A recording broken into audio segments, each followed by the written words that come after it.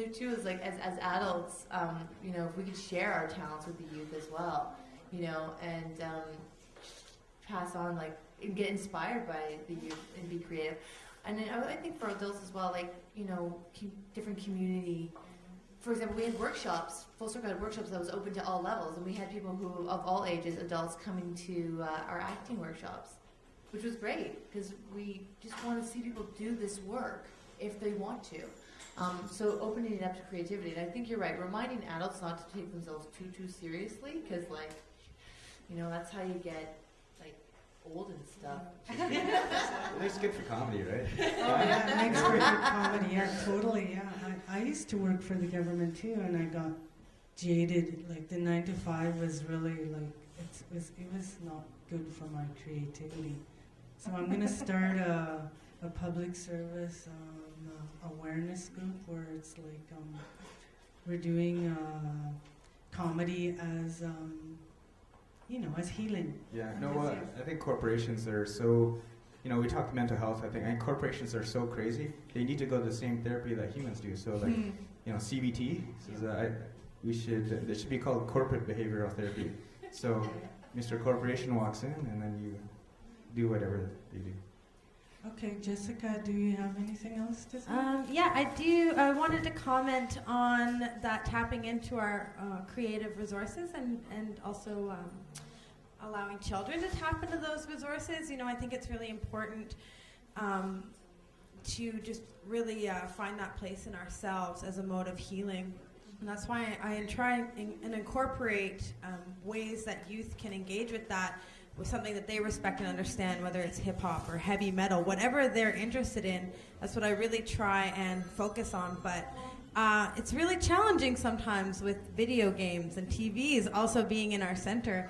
And I find I struggle a lot with youth thinking it's uncool to learn about their culture. And I think that's just part of that, you know, systemic aftermath of things like residential schooling, colonization. And I just really want to strategize with other members of the community about that synthesis that's happening between traditional knowledge and contemporary art forms to really revitalize it in a way with our youth that they're going to be excited about and really stand behind. Because that's really one challenge that I find in our small communities is people trying to distance themselves from their cultural identity because they've had traumatic experiences in their communities. So yeah, that's a dialogue I really want to keep open. Thank you very much, Jessica. Now we're going to be hearing from Jay and his music. I'll keep talking. Well, while he says that, I just want to add to that too. Like, yeah, that's really well said. And there's something, there's a really awesome dance group out there called the Gitz Hayesk. Mike D'Angeli and Mike Yell. And I mean, these guys, they kind of embody that. Because what they've done is, you know, they're traditional in their dance and their songs, but they're also contemporary.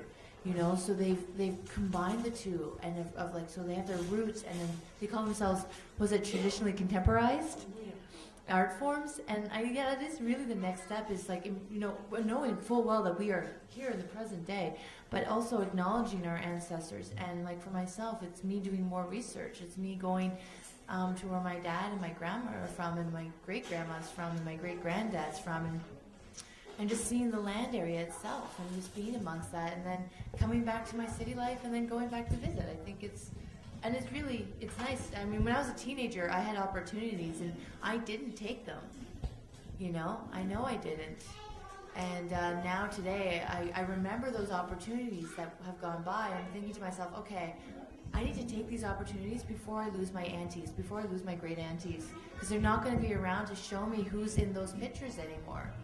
You know, so that's what I think about too. Is sometimes we lose track, but if we show people that you can before, or at least do the research, that there's that opportunity out there. And that's one thing I really appreciated about the women's panel today was.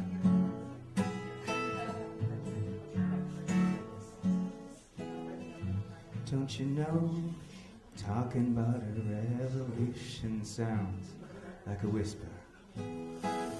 Don't you know, talking about a revolution sounds like a whisper.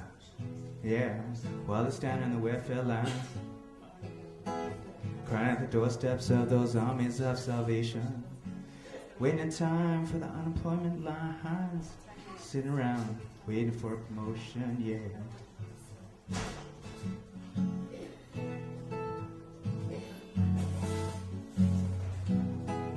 Don't you know, talking about a revolution sounds like a whisper. But we're gonna rise up and get their share. Poor people gonna rise up and take what's theirs, yep. Don't you know you better run, run, run, run, run, run, run, and run, and run, and run. Oh, I said you better run, run, run, and run. Finally the tables are starting to turn. Talking about revolution. Sing with me. Finally the tables are starting to turn. Talk about revolution. Oh, no.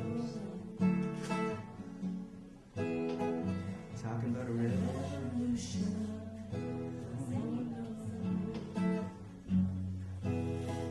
Well, they're standing in the welfare lines, crying the doorsteps of those armies of salvation, wasting time in the unemployment lines, sitting around waiting for a promotion. Yeah, you know how it feels. Don't you know, talking about a revolution. Talking about a revolution. Tables starting to turn.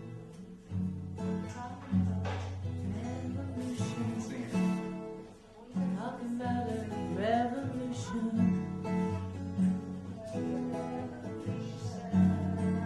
Talking about a revolution. Talking about a revolution. Thank you, Jay. That was wonderful. Thank you. Right now, All right, go to YouTube. You can figure that out. It's like 4 courses. Ida, and you're also from another nation. She's a storyteller. She does this for a living. So you're in for a really special treat.